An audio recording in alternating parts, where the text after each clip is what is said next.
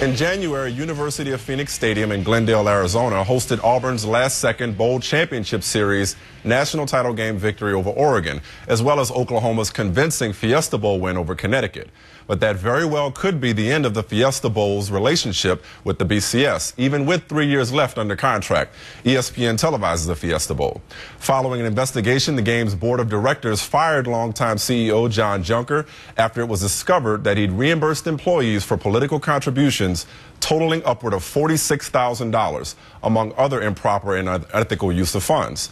As a result, the Fiesta Bowl now must justify its continued inclusion in the BCS. Let's get the latest on this story, the latest information, and some opinion from first ESPN college football analyst Joe Schad, ESPN The Magazine college football writer Bruce Feldman, and Paul Feinbaum of the Paul Feinbaum Radio Network. Joe, let's start with you. What's the latest you can tell us? What more do you know?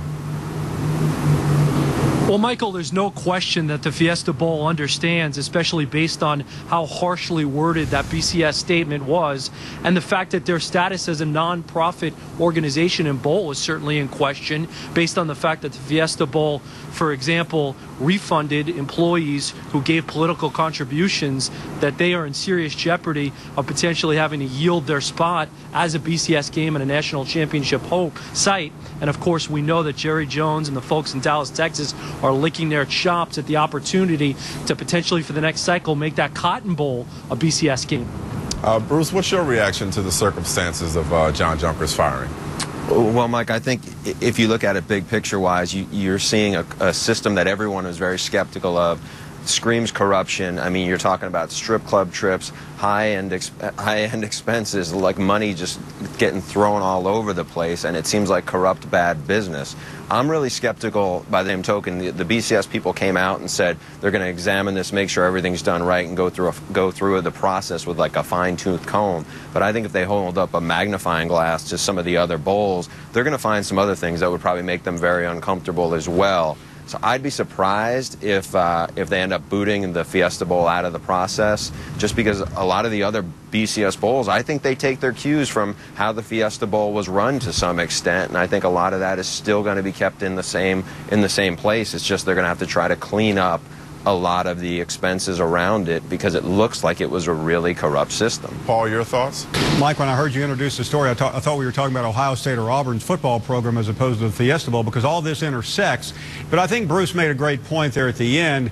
Would the Sugar Bowl and would all these other bowls out there want us to look at their books? And I doubt they would. So for that reason alone, I think the Fiesta Bowl will probably survive. Joe, let's go back to you here. You heard Bruce say that he doubts that the BCS would boot the Fiesta Bowl. What does the Fiesta Bowl have to tell the BCS to convince them not to exclude them from the party, so to speak? Well, Michael, it kind of sounds like when a college coach commits major violations and is issued a show cause penalty by the NCAA. And I'm not sure exactly what the criteria is. I mean, certainly in the end, the members of those committees, the conference commissioners, will be the one to make the decision. But there are many complicated factors. This is a multi-layered story. And one thing I know is that the negotiations for the next cycle are beginning in the not-too-distant future. Bruce, you talked a minute ago about the fact that the other bowls take their cues from the Fiesta Bowl. You look at John, a $600,000 a year salary, some of the expenditures that are in question, a $1,200 strip club bill that he extends, $30,000 for a birthday party. There are accusations and claims about the Orange Bowl taking executives and various athletic directors on a cruise to the Bahamas. There have been a lot of calls for a long time for the end to the BCS system. Is this the kind of excess, individual excess, that's standing between a college playoff system and the BCS going away?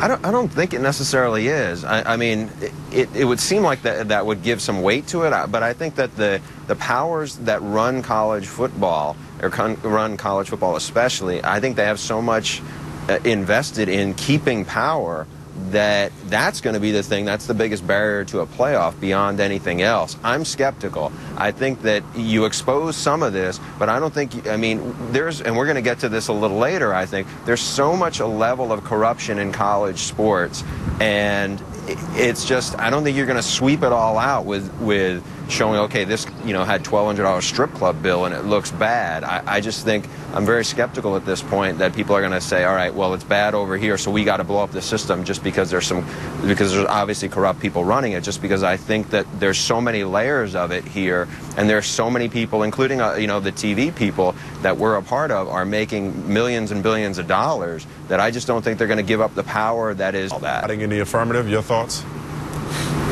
Well, Michael, I'm just wondering about us. We were all out there for the BCS National Championship game. I didn't see any free golf trips with Jack Nicklaus. I didn't see any strip clubs. Bruce and I had to beg and borrow for a free bag of Tostitos, and they were the title sponsor of the game. All right, Joe, let's go back to the system in general. How much does this system lend itself to this kind of institutional corruption, if you will?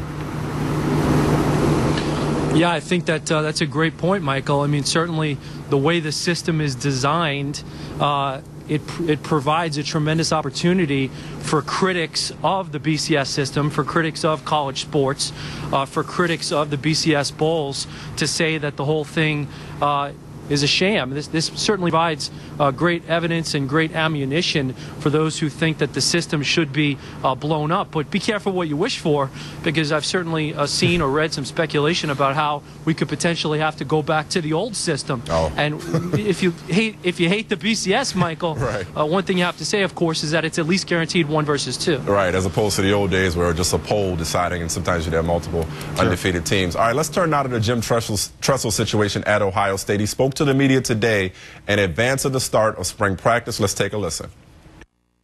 It's obviously been a difficult past couple months. I think the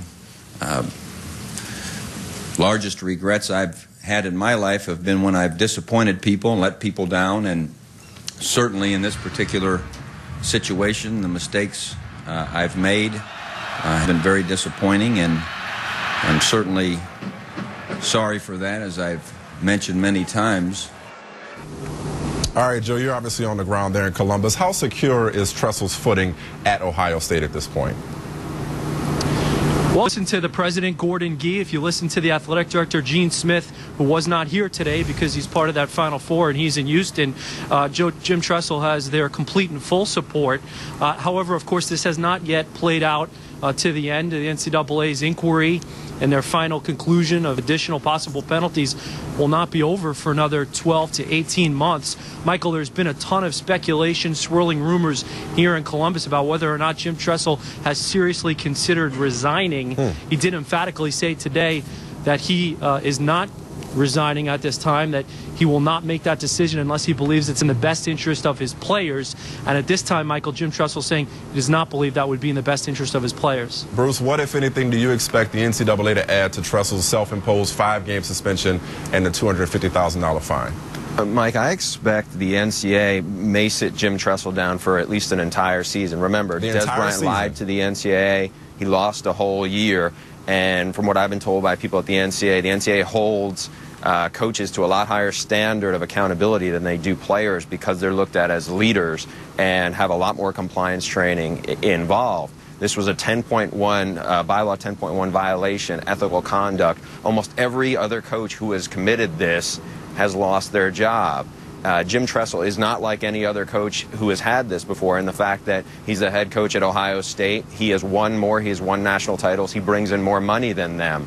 By the same token, you're talking about he was only going to get 2 games initially, according to, by the self-imposed penalties of the school. The school, even that Columbus Dispatch report saying that Jim Tressel's confidentiality excuse that he had gave at that press conference a couple of weeks ago, when the Columbus Dispatch report came out saying that it did in fact reveal that information to Terrell Pryor Mentor, despite not revealing it to some of his bosses at Ohio State, the Ohio State brass, Gene Smith, Gordon Gee, the president, they should have had knowledge of that going in, and they put that on the letter to the NCAA. So I think when the NCAA looks at this whole thing, I think you're going to see them stripped pretty much of every win they had, maybe other than the Sugar Bowl win last year.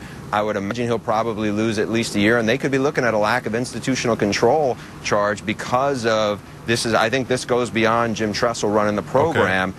And it's the example of it's not the crime, it's the cover-up. I think that's the layers that the NCAA is going to be looking at when it gets to the Committee on Infractions. All right, let's bring in Auburn into this pot of collegiate corruption, if you will. There's this story on HBO Real Sports that's going to air tonight. 4 former Tigers, Chaz Ramsey, Troy Reddick, Stanley McClover, and Raven Gray, claim they've received thousands of dollars from boosters. All have been out of the process since 2007. In that story on HBO's Real Sports, Auburn, LSU, Ohio State, Michigan State, all accused. Paul, off the top, you said this all ties together between the Fiesta Bowl, Ohio State situation, and now the Auburn revelations. How do you tie this all together in terms of corruption in college football?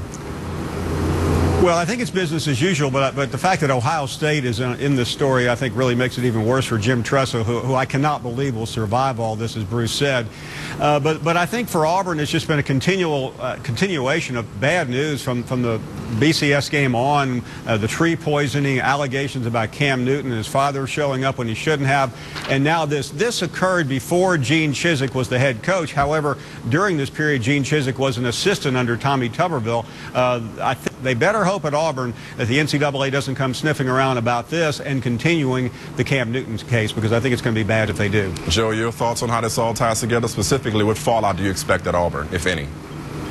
Yeah, I mean, you know, Michael, my initial reaction was that because this falls outside the window of the 4 years of statute of limitations, that my initial reaction when I heard about this was that it was unlikely that the NCAA would dig in too deeply. But actually, my opinion on that has changed based on some conversations this afternoon. I now would not be surprised at all, based on the NCAA's ability, according to their own rules, their own language, to have exceptions to that statute of limitations. Let's be honest, they're already investigating Auburn football. That is a continuing, ongoing investigation, and so I would not be surprised at all if they ask some questions about what we see on HBO tonight. 20 seconds, Bruce, last word. Yeah, I mean, this could reflect a pattern of abuse. The thing to keep in mind here is the NCAA doesn't have subpoena power, and the players in the HBO report allegedly talked about an Auburn assistant giving him money. Unless that player is going to name names, that stuff's not coming out. It'll certainly be an interesting story to watch. Joe Shad, Bruce Feldman, Paul Feinbaum, thank you for your insight.